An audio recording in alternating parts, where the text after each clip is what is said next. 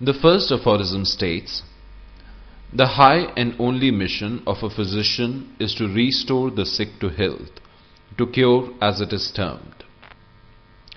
The first aphorism states the most fundamental purpose of being a doctor.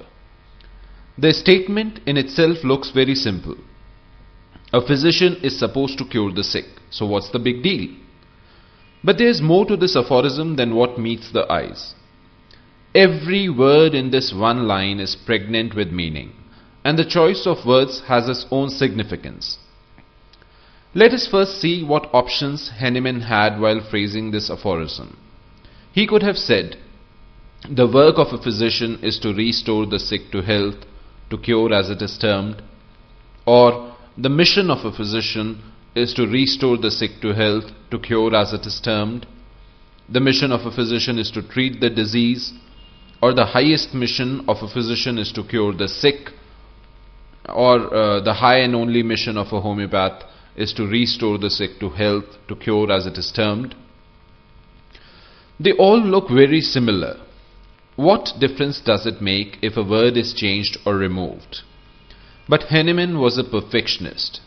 He knew what he wanted to write, what he wanted to convey, and he did not want any ambiguity in his words.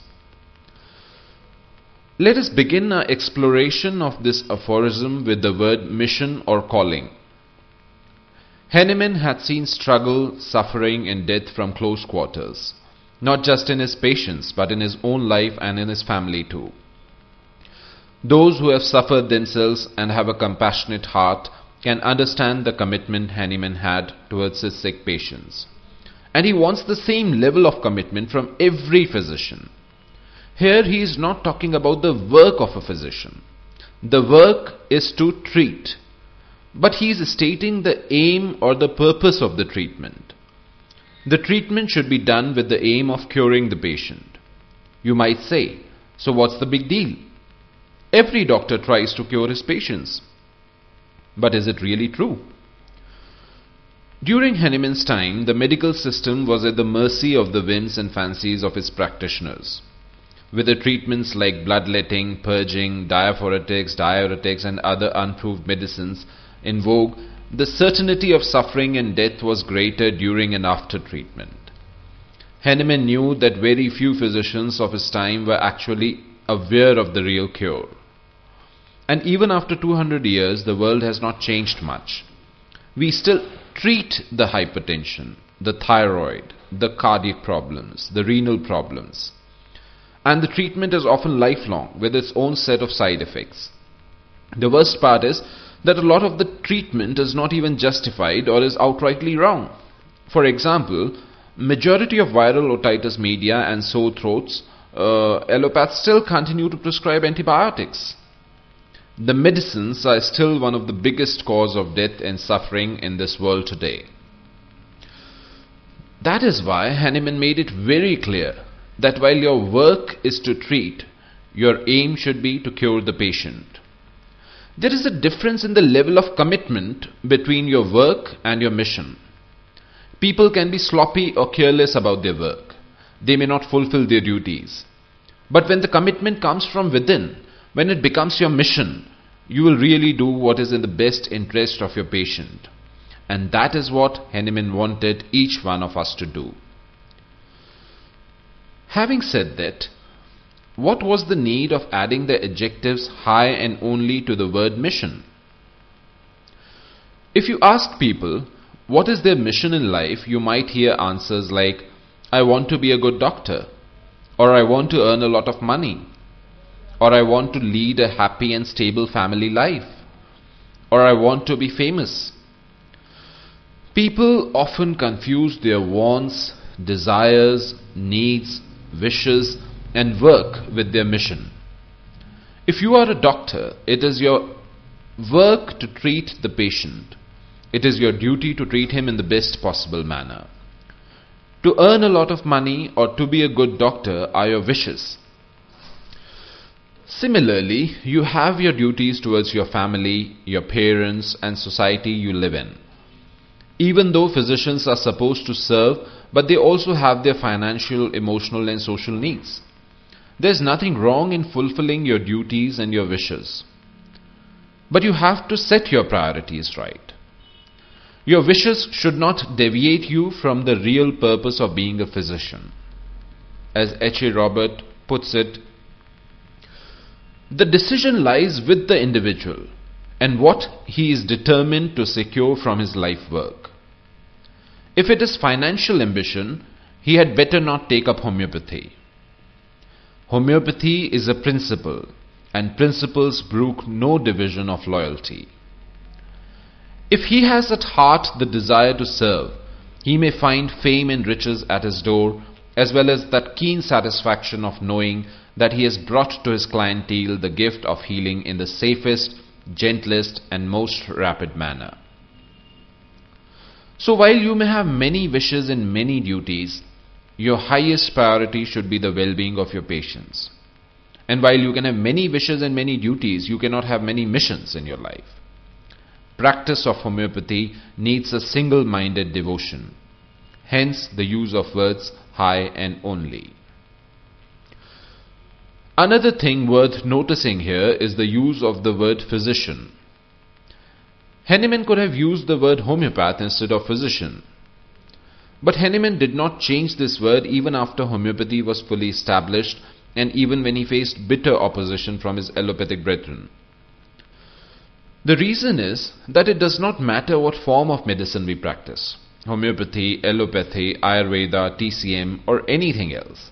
The intent or the purpose of treatment cannot differ from pathy to pathy or from physician to physician. When Hahnemann wrote the Organon, his intention was not to start a new school of medicine.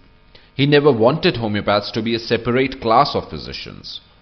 In fact, he believed that he had found a universal truth and that sooner or later everyone in the medical community will accept the law of similia. Now we move on to the next part, and that is cure. I have already discussed above the difference between your work and your mission as a physician. Hahnemann has made it very clear that while our work is to treat the patient, our mission should be to cure the patient. And he has given a very brief and very precise definition of cure so that there is no room left for the wrong interpretation of the word cure. People often confuse removal of symptoms or removal of disease or removal of pathology with cure. People often do not even know the difference between palliation, suppression and cure. How common it is to see patients treated with antibiotics for cold coming in for treatment of otitis media. How common it is to see patients taking antibiotics for acute cold coming in for treatment of dry cough that often lasts for months. How common it is to see patients with allergic rhinitis who are taking anti-allergic drugs end up getting allergic bronchitis and asthma.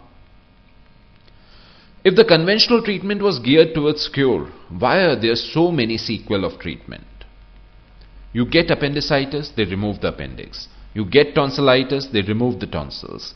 You get inflamed adenoids, they remove the adenoids. You get uterine fibroids, they remove the whole uterus. And then they call it a cure. Hahnemann was very clear about the meaning of cure. He has clearly said that once the treatment is complete, the person should be restored to the original state of health. If the patient develops more but different problems afterwards, it is suppression. If you remove the organ with pathology, you are not curing the patient. You are not removing the disease state. You are just creating another compensated state.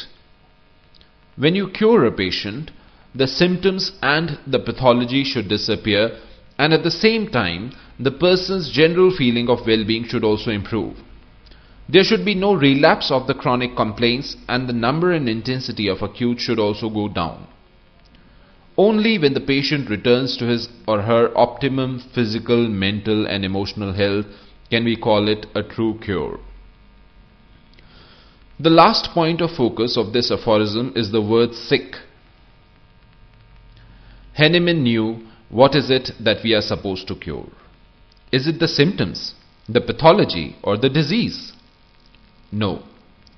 There is more to a sick human being than the symptoms and the disease. Hahnemann knew that the process of a disease starts much before the symptoms and the disease. Hahnemann knew that the process of disease starts much before the pathology appears.